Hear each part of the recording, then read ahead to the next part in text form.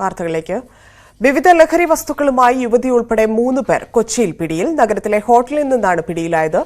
MDMA, hashish oil, LSD, നൈട്രോസെപ്പാം ഗുളിക എന്നിവ പിടിച്ചെടുത്തു. ആലുവ സ്വദേശികളായ സനൂപ്, നൌഫൽ, അപർണ എന്നിവരെയാണ് കസ്റ്റഡിയിലെടുത്തത്. MS അനീഷ് കുമാർ ചേരുന്നു. അനീഷ്, എന്താണ് സംഭവം?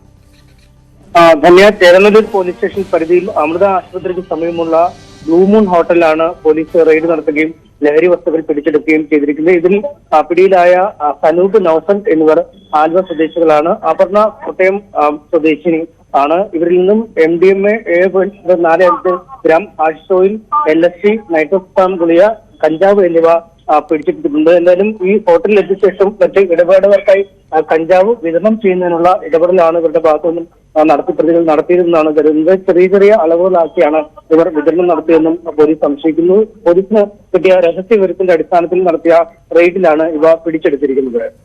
നന്ദി അനീഷ്.